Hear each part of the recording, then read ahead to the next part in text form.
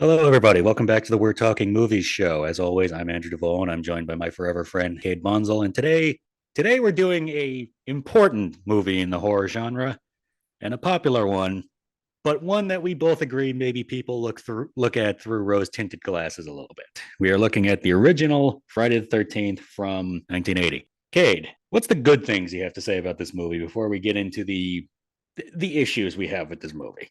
Sure. So, first off, one thing that I've always liked about this movie and just the entire Friday the 13th franchise in general, I always love the setting for these movies, this movie specifically. I think Camp Crystal Lake is such an iconic horror location. I think that it has such an eerie atmosphere, and that really adds to the film because it benefits the idea that a movie doesn't have to rely so heavily on jump scares. You can still make it terrifying or unsettling by having such an eerie environment for it to take place in.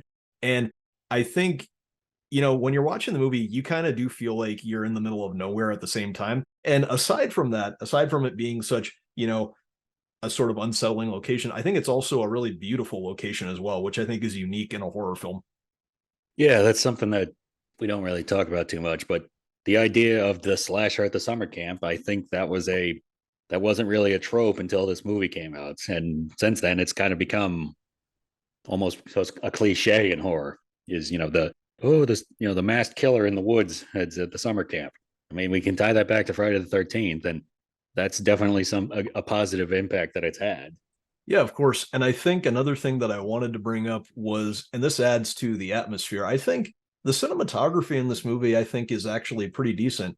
It captures the eeriness and beauty of Camp Crystal Lake very well. But I also love the POV shots from the killer. It's such a fun perspective to follow. So I think that that really benefits a lot for the movie. And I really do like that approach for it. And the cinematography, I think, is something that doesn't get talked about enough when talking about this movie. So yeah, that's definitely a pro for me. Yeah, and one thing I like, it kind of tied to the cinematography, is that because they didn't want to show the killer on screen until the big till twist at the end, the music they use the same musical cue whenever the killer is supposed or is in the scene but not on screen. Like they use that when the counselor in the Jeep gets attacked. They use that when the owner of the camp gets attacked. It's a nice way to indicate that okay, danger is near, but not show the killer on screen. Yeah, I agree completely. And I think apart from, the setting and the cinematography and whatnot, I think this movie actually does have some pretty memorable kills. I know a lot of them happen off screen, but I think when it comes to the kills, there are some pretty iconic ones. One that comes to mind is the scene with Marcy in the bathroom when she's attacked by Pamela with the axe. I think that's a standout kill, especially because it's on screen. Yeah, that's definitely one of the better ones. Obviously, there's the iconic Jack laying on the bed, and then the hand comes from under the bed, grabs him, and he gets the arrow stab through the neck from under the bed. I thought that was that was an instantly iconic one, and that's very well done. And honestly, you can't go wrong with the Mrs. Voorhees decapitation in the climax of the movie. Right. Yeah. But aside from that, I think, like you were saying earlier, I think the music in this film is definitely a standout. I think this has definitely one of the most iconic horror scores ever made. Yeah, and I like how over the course of the movie it kind of morphs. It goes from starting off very intense and spine tingling, and then towards the end when all seems calm, it's kind of slow and melodic, and then it gets really shrill again when there's that final jump scare.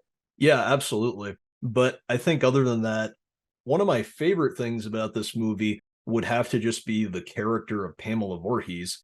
So, first off, Betsy Palmer, I think, gives a really great performance as Pamela Voorhees. She's definitely does a great job portraying Pamela's grief and also her psychotic attitude. And she captures both of those very well. And oddly, I don't know if this applies for you, but I think that in some ways, despite the fact that we're supposed to be rooting against her, I think she also does a great job making Pamela kind of sympathetic. Yeah, because she's definitely got a legitimate gripe. She's just going about addressing it the wrong way. Yeah, of course. And I also like one thing about Pamela, I like how she's distinctive. She's not like her son or a bunch of other famous horror icons, which is fine. But the thing about her is, I like how she isn't silent and how she has more personality. Yeah, and I love how she flips the switch from, relatively sweet and innocent old lady to, murderous, unhinged, hinged psychopath. And not a lot of people mention this, but the Jason voice she does when she's chasing the final girl, whose name still eludes me, Alice.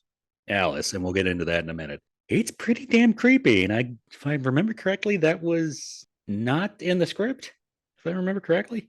It might not have been in the script. I think that's true. But yeah, Betsy Palmer definitely does a great job. And one of the things that I think is unique about Pamela as, a killer in a horror film, here's what I like about it. I mean, how many horror franchises are there where the first movie doesn't have the signature horror slasher icon as the killer in the first movie?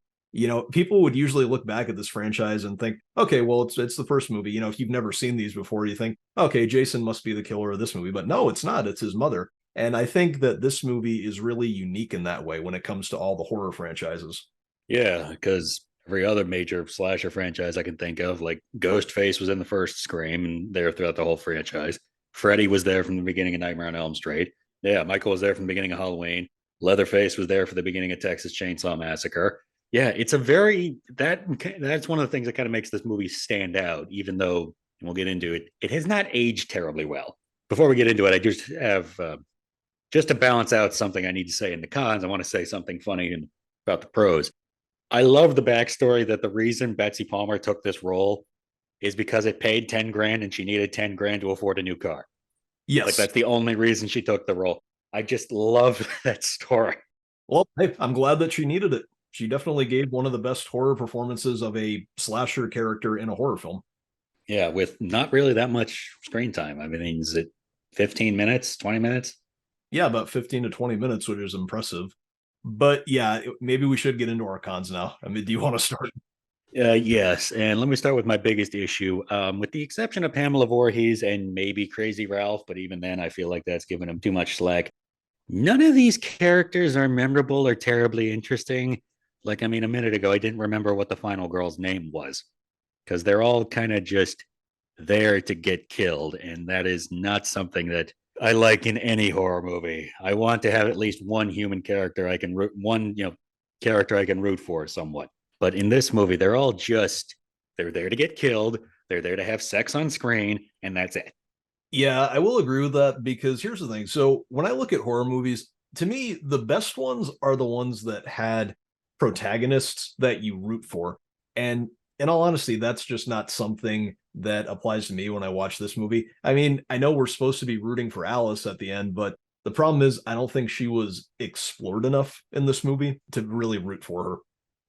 Again, nobody here really has a character. They're just, early 20 somethings who are there to get killed. And that's just not something I like.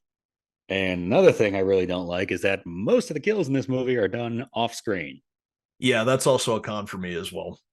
Yeah, because I understand the budget for this movie was apparently tiny, Yes, it was. but doing off screen kill after off screen kill after off screen kill, or just off screen kill, it gets really repetitive.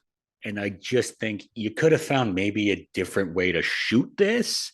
So maybe like somebody gets stabbed, but you film them from behind, and they're like, no, the killer is obscured in some way, or yeah, maybe just shoot them from behind, and the killer is obscured in some way, or shoot them like an extreme close up, or maybe you just see the killer's hand and you can't see their face, so you're still leaving the mystery intact, but you're still showing the kill. It just gets really old and really repetitive. And the worst part is Tom Savini was right there. And when he did get to do stuff that was on screen, it looks really good. But that also leads into one of my other biggest cons. And I really shouldn't consider this a con because it doesn't really have any impact on the quality of the movie itself. But screw Tom Savini for killing the snake in real life. Now, for anybody who doesn't know, there's a scene in this movie where the camp counselors find a snake in their cabin and they're trying to kill it. Well, apparently the backstory of that is that Tom Savini contacted a friend of his in the movie industry who trained animals like reptile, for movies, and requested a snake, and did not tell the gentleman he was borrowing the snake from that they were going to actually chop it up and kill it. If PETA was around back then, they would have had a field day with that. So the hell with Tom Savini in that case. Animal cruelty should never be on screen, pardon my French. Yeah, I do get what you mean. Yeah, it is something that probably shouldn't yeah, shouldn't have happened. But yeah, again, it doesn't take away from the quality of the movie. But yeah, they definitely could have used a fake snake for that moment. All right, so but do you have any other cons that you wanted to bring up? Well, like I said, this movie has not aged terribly well, and I mean that effects wise, because yeah, there's a couple of kills in this movie where you can clearly tell it's a prosthetic because flesh isn't normally that kind of nasty medical greenish gray color. And yeah, that's not a huge issue, but once you notice it, it really takes you out of the movie. Like I always think of Jack's kill, you can look and see that's clearly not somebody's real arm because you don't actually see any space between the fingers. And you can clearly see that it's a little too shiny to be flesh and a little too smooth. And yeah, again, just this is an important movie in the horror genre, like I mentioned at the beginning. But I think people look at this one with rose tinted glasses because it's really not that good. Yeah, well, either way, on a scale of 1 to 10, what would you give this movie? Well, again, for jump starting one of the most popular franchises, I can't truly give it a god awful grade, even though again, it's not really that great. I have to give it like a 6. Yeah, I think I'll agree with that. I'll give it either a 6 or a 6.5, which I mean, I think it's a decent horror movie. It's never been one of my favorites, but it's definitely significant in that way. Yeah, like for me, if I were to rank like all the Friday 13th movies, I don't even think if this one would crack my top 3 because for me, number 1, my most favorite is Part 6, Jason Lives. Number 2 is number 4, The Final Chapter. And number 3, weirdly enough, is actually Jason X just for how batshit crazy it is. Yeah, I get it. All right, guys, I think that that's the end of our review. Thanks so much for listening. Don't forget to like and subscribe, and we will see you later. Thanks. Bye.